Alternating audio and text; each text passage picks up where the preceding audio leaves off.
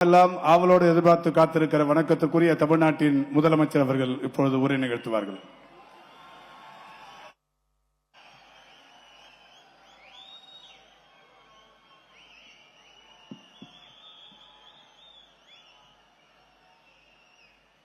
நாளை மறுநாள்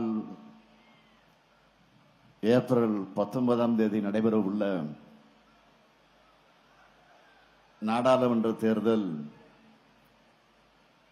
நம் நாட்டோட 2வது சுதந்திர போர். நாடு காக்கும் இந்த ஜனநாயக போர்ல இந்தியா கூட்டணிக்கு வெற்றி தேடி தர தமிழ்நாட்டின் தலைமகனான பேரறிஞர் அண்ணாவை முதலாக மக்களவைக்கு தேர்ந்தெடுத்து அனுப்பின தென்சென்னை தொகுதிக்கு வந்திருக்கிறார். மாநில சுயாட்சி குரலாக ஒன்றியத்தில் ஒழித்து தலைவர் கலைஞரின் மனசாட்சியாக விளங்கிய அண்ணன் முரசொலி மாறன் அவர்கள் வென்ற தொகுதியான மத்திய சென்னை தொகுதிக்கும் சேர்த்தே இந்த கூட்டம் நடைபெறுகிறது. தலைநகர்ல தமிழ்நாட்டு மக்களுக்கு இறுதி அறைகூவல் விடுக்க கூடியிருக்கும் இந்த கூட்டத்தில் பங்கேற்றிருக்கக்கூடிய மாண்புமிகு அமைச்சர் பெருமக்கள் மாராத்தான் மாசு அவர்களை, சேகர்பாபு அவர்களை, ஆற்றல் மிகு மாவட்ட செயலாளர்கள் மயிலை வேலுவர்களை, சிற்றரசு அவர்களை, காங்கிரஸ் பேரியக்கத்தின் முன்னோடிகளில் ஒருவராக இருக்கக்கூடிய என்னுடைய அன்பிற்குரிய பீட்டர் அல்போன்ஸ் அவர்களை, மார்க்சிஸ்ட் கம்யூனிஸ்ட் கட்சியினுடைய மூத்த தலைவர் அருமை தோழர் ராமகிருஷ்ணன் அவர்களை, ஆம் ஆத்மி மாநில செயலாளர் வசீகரன் அவர்களே, நம்முடைய வேட்பாளர்கள் தயாநிதி மாறன் அவர்களே, தமிழச்சி தங்கபாண்டியன் அவர்களே, மாநிலங்களவை உறுப்பினர் வில்சன் அவர்களே, என்ஆர் இளங்கோ அவர்களே, கனிமொழி சோமு அவர்களே, மாண்புமிகு பிரியா, துணை மேயர் மகேஷ் உள்ளிட்ட உள்ளாட்சி அமைப்புகளின் பிரதிநிதிகளை, சட்டமன்ற உறுப்பினர்கள் மோகன் அவர்களே, அரவிந்த் ரமேஷ் அவர்களே, பிரபாகர் ராஜா அவர்களே, ஜெய கருணாநிதி அவர்களே, வெற்றியழகன் அவர்களே, டாக்டர் எழிலன் அவர்களே, அசன் மௌலான் அவர்களே, இந்நாள் முன்னாள் உறுப்பினர்களே, ஒருங்கிணைந்த சென்னை மாவட்ட பகுதி வட்ட கிளையினுடைய நிர்வாகிகளை, இந்தியா கூட்டணி கட்சிகளை சார்ந்த நிர்வாகிகளே, தொண்டர்களே, தோழர்களே, பத்திரிகை மற்றும் ஊடகத்துறையை சார்ந்த நண்பர்களே, வணக்கத்திற்குரிய வாக்காளர் பெருமக்களே, என் உயிரோடு கலந்திருக்கக்கூடிய நம்முடைய தலைவர் கலைஞர் அவர்களின் உயிரினும் உயிரான அன்பு உடன்பிறப்புகளே, அனைவருக்கு என் மாலை வணக்கம். மத்திய சென்னை வாக்காளர் பெருமக்களுக்கு திராவிட முன்னேற்ற கழகத்தினுடைய வெற்றி வேட்பாளர் தயாநிதி மாறன் அவர்களை தனியாக அறிமுகம் செய்ய தேவையில்லை.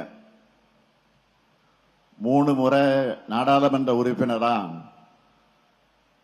ஒன்றிய அமைச்சரா, மத்திய சென்னையினுடைய குரலா மட்டுமல்ல, தமிழ்நாட்டு உரிமை குரலா ஒழிச்சவர் தயாநிதி மாறன் அவர்கள். ஒன்றிய அமைச்சராக இருந்தபோது உலக புகழ்பெற்ற மின்னணு நிறுவனங்களை தொழில் தொடங்க இந்தியாவுக்கு அழைச்சிட்டு வந்தவர். தலைவர் கலைஞரின் மனசாட்சியான அண்ணன் முரசொலி மாறன் அவர்களுடைய அன்பு மகன் மீண்டும் மத்திய சென்னை குரலா நாடாளுமன்றத்தில் ஒலிக்க தயாநிதி மாறன் அவர்களுக்கு உதயசூரியன் சின்னத்தில் வாக்களிக்கணும்னு கேட்டுக்கிறேன்.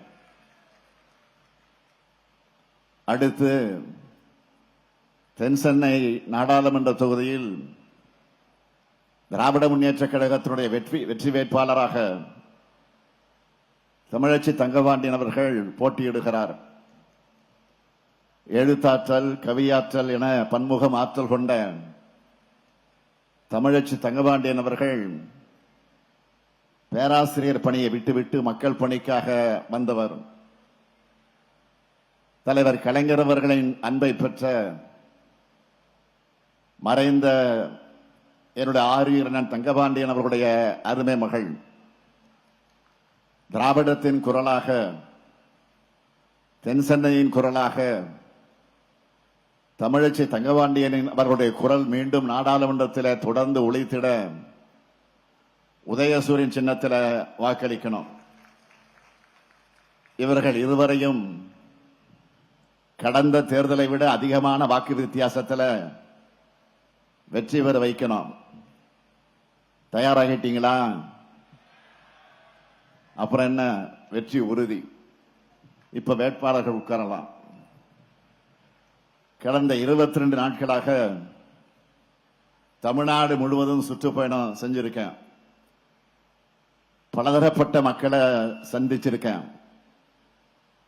மக்களோட முகத்துல தெரிஞ்ச எழுச்சியும் மகிழ்ச்சியும் வச்சு சொல்றேன், 40க்கு 40 நாம் தான் வெல்ல போகிறோம். நாட்டையும் நம்ம கூட்டணி தான் ஆள போகுது. ஏன்னா தமிழ்நாட்டில் மட்டும் இல்ல, வட மாநிலங்களிலையும் இந்தியா கூட்டணிக்கு ஆதரவான அலை வீசிக்கிட்டு இருக்கு. இதற்கு காரணம் பிரதமர் மோடியோட சர்வாதிகார மனப்பான்மை, மாநிலங்களை நசுக்கிற எதேச்சதிகாரம், ஒற்றுமையா வாழுற மக்களிடையே பிளவை உருவாக்குற மதவாத பேச்சு, எதிர்கட்சிகளை ஒடுக்க நினைக்கிற பாசிச எண்ணம், எதிர்கட்சிகளை இருக்கக்கூடாது என்கிற எண்ணத்தோட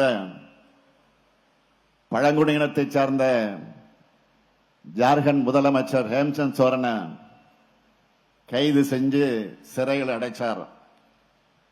டெல்லி முதலமைச்சர் அரவிந்த் கெஜ்ரிவால் அவர்களையும் சிறையில் அடைச்சிருக்கார்.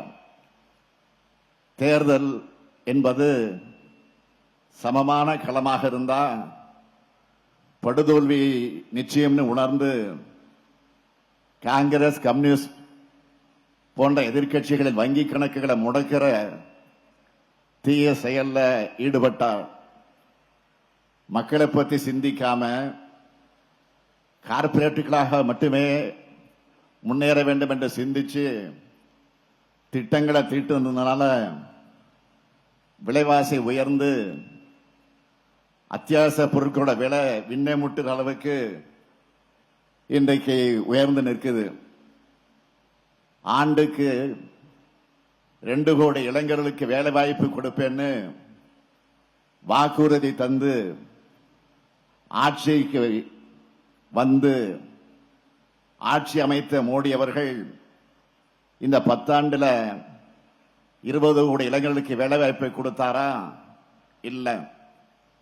இந்த கேள்வியை கேட்டா இளைஞர்களை பகோடா சுட சொன்னவர் தான் மோடி. இப்போ நடுநிலை வாக்காளர்களும் பாஜகவோட உண்மை முகத்தை தெரிஞ்சுக்கிட்டு வெறுக்க தொடங்கிட்டாங்க. தேர்தல் பத்திர ஊழல், மோடியோட கிளீன் இமேஜ் என்ற முகமுடிய கிழிச்சு எரிஞ்சு மோடியோட ஊழல் முகத்தை பட்டவர்த்தனமா வெளிச்சம் போட்டு காட்டிடுச்சு. உடனே மோடி என்ன பண்றார்? தன்னோட இமேஜை காப்பாத்திக்க தேர்தல் பத்திரம் வந்த பிறகுதான் யார் யாருக்கு நிதி கொடுக்கிறாங்க என்பது வெளிப்படையா தெரிய ஆரம்பிச்சதுன்னு வடை சுட ஆரம்பிச்சாரு. மாண்புமிகு பிரதமர் மோடி அவர்களை உச்ச நீதிமன்றம் முதல்ல லிஸ்ட் கேட்டப்போவே ஏன் தரல? தேர்தலை சந்திக்க எல்லா கட்சிகளும் தான் நிதி வாங்குறாங்க. இங்க நிதியை வாங்கினது பிரச்சனை கிடையாது. அதை எப்படி வாங்கினீங்க? இடி, ஐடி, சிபிஐ கூட்டணி மாதிரி செயல்படுகிற அமைப்புகளை வச்சு தொழில் நிறுவனங்களுக்கு ரைடு போறது. அடுத்த சில நாட்கள்ல அந்த நிறுவனங்கள் இருந்து பாஜகவுக்கு தேர்தல் பத்திரம் மூலமா நிதி வாங்கிறது. பிறகு அந்த நிறுவனங்கள் மேல் நடவடிக்கைகளை நிறுத்தி வைக்கிறதுன்னு ஒரு மறைமுக சங்கிலி தொடர்பு இருக்க, அதுதான் பிரச்சனைக்குரியது. முன்னணி ஊடகங்கள் இதை பத்தி பேச மறுத்தாலும் தனிநபர் பலரும் உச்சநீதிமன்ற அழுத்தத்தால் வெளியான பட்டியல்களை ஆய்வு செஞ்சு சில ஊடகங்கள்ல பாஜகவோட தில்லுமுள்ளுகள் அம்பலமாச்சே. இந்த நாடு எத்தனையோ பிரதமர்களை பார்த்திருக்கு. ஆனா இப்படி மோடி போல வசூல் ராஜாவை வசூல் வேட்டையில் ஈடுபட்டவரை வரலாறு பார்த்ததில்லை. கொரோனாவில் கூட வசூல் வேட்டை நடத்தினார். அதுக்கு என்ன பேர் வச்சார் தெரியுமா? PM கேர்ஸ் நிதி. எல்லோரும் நிதி உதவி பண்ணுங்கன்னு கேட்டாரு. மக்களுக்கு உதவத்தான் பிரதமர் கேட்கிறாருன்னு பலரும் அள்ளி கொடுத்தாங்க. அந்த நிதி என்ன ஆச்சுன்னு தெரியல. தகவல் அறியும் உரிமை சட்டத்தில் கேட்டா அது தனியார் அறக்கட்டளை, அந்த விவரமெல்லாம் சொல்ல முடியாதுன்னு பதில் வருது. அடுத்து உங்க ஆட்சிக்கு சிஏஜி கொடுத்த சர்டிபிகேட் என்ன? 7 ஸ்கீம்ஸ் 7 லைக் மெகா ஸ்கேம். இதை பத்தி ஏன் வாயை திறக்க மாட்டேங்கிறீங்க? இதை வெளியிட்ட தணிக்கைத்துறை அதிகாரிகள் 3 பேரை உடனே பணியிட மாற்றம், டிரான்ஸ்பர் செஞ்ச மர்மம் என்ன? அடுத்து ரஃபேல் ஊழல். காங்கிரஸ் ஆட்சியில ஒரு விமானத்துக்கு 526 கோடி ரூபாய்க்கு ஒப்பந்தம் போட்டாங்கன்னா பாஜக ஆட்சியில 1670 கோடி ரூபாய்க்கு வாங்கினாங்க. இதனால பயனடைஞ்சது யாரு? காங்கிரஸ் கேட்ட கேள்விக்கு இன்னைக்கு வர பிரதமர் பதில் சொல்லல.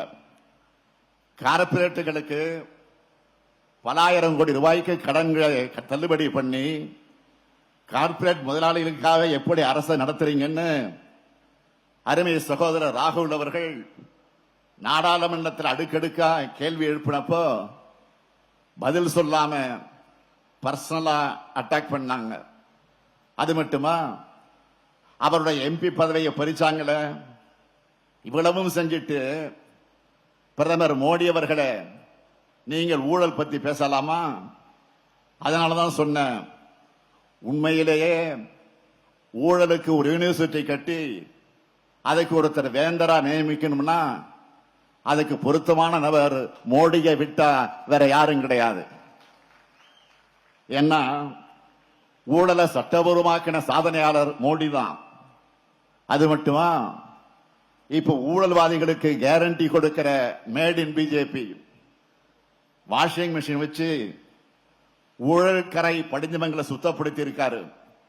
என்னடா நம்ம கிட்ட வந்து சேர்ந்த உடனே வழக்க வாபஸ் ஆகுத, பச்சையா தெரியுத, எதிர்கட்சிகள் கேள்வி மேல் கேள்வி கேட்கிறாங்களே, நடுநிலையாளர்கள் நாக்கப்படுகிற மாதிரி கேட்கிறாங்களேன்னு எந்த விதமான மான உணர்ச்சியும் இல்லாம திரும்ப திரும்ப அதே செயல்கள்ல பாஜக ஈடுபடுது. முன்பெல்லாம் பாஜகவோட இந்த தில்லுமுள்ளுகளை சொன்னா நம்மளை பார்த்து என்ன சொன்னாங்க? ஆன்டி இந்தியன் சொல்லுவாங்க. ஆனா இப்போ இந்தியா கூட்டணியை நாம் அமைச்ச உடனே அவங்களுக்கு இந்தியான்ற வார்த்தை பிடிக்காம இப்ப என்ன சொல்றாங்க? இந்தியாவுக்கு பதிலாக பாரத்னு பேரை மாத்திட்டாங்க. இப்ப ஆன்டி இந்தியன்லாம் சுத்துறது யாரு? பாஜக காரங்க தான். பாஜகவை பொறுத்தவரை அவங்க தைரியமா பேச காரணம் அவங்களுக்கு கொடுக்கிறது தான் மக்களுக்கு நியூஸ் நினைக்கிறாங்க. வேற நியூஸ் வந்தா அதை திசை திருப்ப மத உணர்வுகளை தூண்டிவிட்டு மக்களை அதை பத்தி பேச வச்சு அதை அப்படியே திசை திருப்பிடுவாங்க.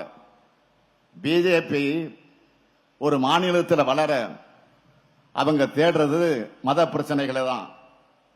அப்படி அங்க பிரச்சனைகள் இல்லைன்னா எப்படி பிரச்சனையை தூண்டலாம்னு ரூம் போட்டு யோசிக்கிற கலவர கட்சி தான் பாஜக. உதாரணத்துக்கு ஒண்ணு சொல்றேன். நம்ம இந்தியாவில் ஒருத்தர் தான் சாமிக்கு பொறி வச்சு படைப்பார். இன்னொருத்தர் தான் கும்பிடுகிற சாமிக்கு கறி வச்சு படைப்பார். இது அவங்களுடைய வழிபாட்டு முறை, காலங்காலமாக கடைபிடிக்கப்படுகிற பண்பாடு. மோடியும் பாஜகவும் என்ன சொல்றாங்க? நீங்க இதை சாப்பிடக்கூடாது, அதை சாப்பிடக்கூடாதுன்னு சொல்றாங்க. நாம பாஜக கிட்ட சொல்றது, மக்கள் என்ன சாப்பிட்டாலும் நீங்க தயவு செஞ்சு அந்த சோத்துல மண்ணள்ளி மட்டும் போடாதீங்க. இப்படியெல்லாம் நாம் பேசுறதால நம்மளை பார்த்து என்ன சொல்றாங்க? ஊழல் கட்சி, குடும்ப அரசியல்னு தேஞ்சி போன டேப் ரெக்கார்டர் மாதிரி திரும்ப திரும்ப சொல்லிக்கிட்டே இருக்காங்க. இதுக்கு பதில் சொல்லியே நாம டயர்ட் ஆகிடுவோம். ஆனா அவங்க கூட்டணியிலும் அவங்க கட்சியிலும் இருக்கிற ஊழல்வாதிகள் வாரிசுகளுக்கு பிரதமர் மோடியே ஆதரிச்சு தேர்தல் பிரச்சார கூட்டங்கள்ல பேசுறாரு. என்ன வேடிக்கை! இன்னொரு வேடிக்கையும் பண்ணுவாரு. நிறைய பேர் ராத்திரி 12 மணிக்கு தனியா இருந்து கூட பேய் படம் பார்த்துருவாங்க. ஆனா மோடி நைட்டு டிவியில பேச போறாருன்னா பலரும் நெஞ்சு படப்படுத்துறோம் உங்களுக்கு. அந்த அளவுக்கு நாட்டு மக்கள் மன ரீதியா பயத்துக்கு ஆளாகி இருக்கக்கூடியவர் தான் பிரதமராக இருக்கக்கூடிய மோடி. திடீர்னு ஒரு நாள் இரவு டிவியில வந்தாரு. 500 ரூபாய் 1000 ரூபாய் நோட்டுகள் செல்லாதுன்னு சொன்னார். எந்த விதமான திட்டமிடுதலும் இல்லாம ஒரு திட்டத்தை கொண்டு வந்துட்டு அதுக்கு தினம் தினம் புதுசு புதுசா ரூல்ஸ் போட்டாரு. கேட்டா கருப்பு பணத்தை ஒழிக்கிறேன்னு வசனம் பேசினாரு. சரின்னு மக்களும் அவரை நம்பி அவரை சொன்னதெல்லாம் செஞ்சாங்க. கருப்பு பணம் ஒழிஞ்சிடுச்சா?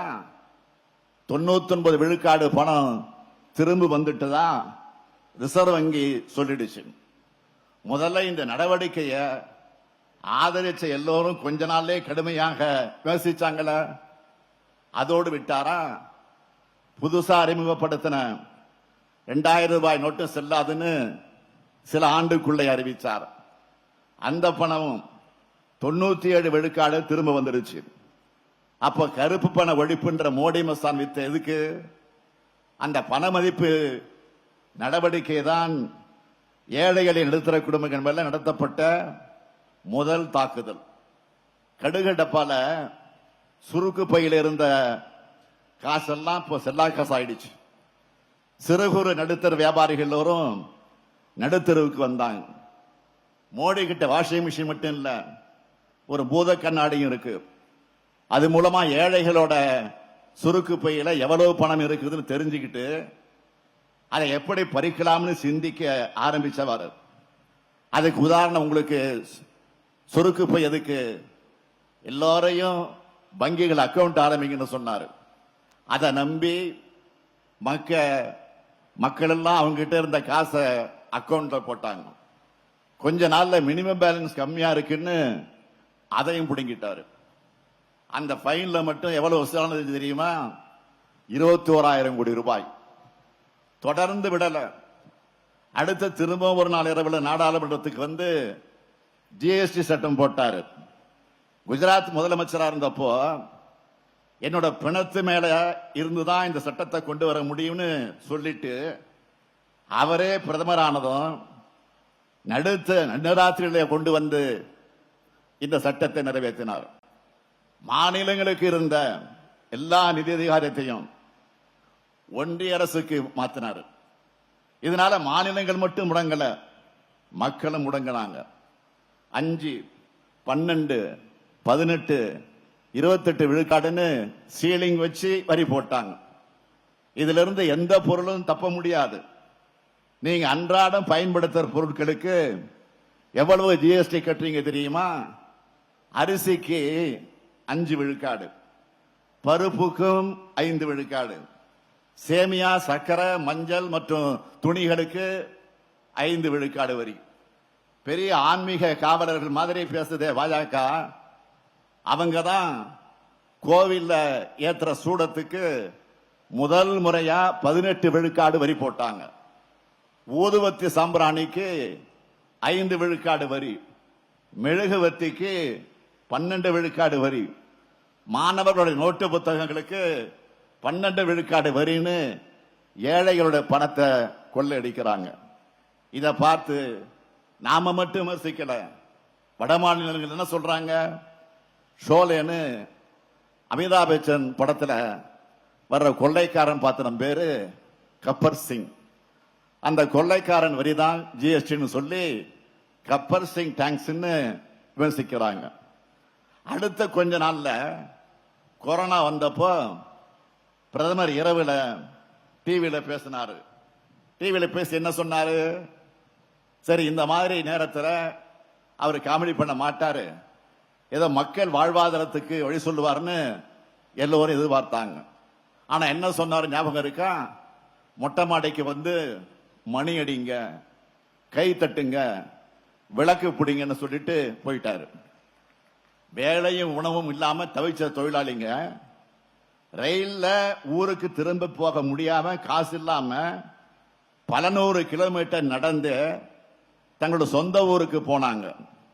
அப்போ ரயில் பாதையில நடந்து போனவங்க கிளப்புல தண்டவாளத்திலேயே படுத்து தூங்க. அப்போ ரயில் ஏறி 16 பேர் பரிதாபமாக உயிரிழந்தாருங்க. இப்படி கொரோனாவால நாட்டு மக்கள் அவஸ்தைப்பட்டப்போ கூட அந்த நேரத்தில் தனக்கான விளம்பர வாய்ப்பா பார்த்தவர் தான் பிரதமர் மோடி. அடுத்து என்ன சொன்னாரு? நான் ரெவடி கலாச்சாரம் ஒழிக்க போறேன்னாரு. சரி, இங்க தமிழ்நாட்டில் பாஜகவை சேர்ந்த ரவுடிகளை தான் ஒழிக்க போறாருன்னு பார்த்தோம். ஆனா இலவசமா நம்ம வழங்குகிற மக்கள் நல திட்டங்களை ஒழிக்க பார்த்தாரு. நாம தமிழ்நாட்டை வளர்க்க செஞ்சிருக்கக்கூடிய மக்கள் நல திட்டங்களை இலவச திட்டங்கள்னு குறுகிய பார்வையோடு பார்த்த பிரதமர் தான் மோடி அவர்கள். அதே சமயம் இன்னொரு பக்கம் கார்பரேட்டுகளுக்கு வரிச்சலுகை அள்ளி கொடுத்தாரு. அது மட்டுமல்ல, ரயில்வேல மூத்த குடிமக்களுக்கு 50 விழுக்காடு இருந்த கட்டண சலுகையும் எடுத்துட்டார்.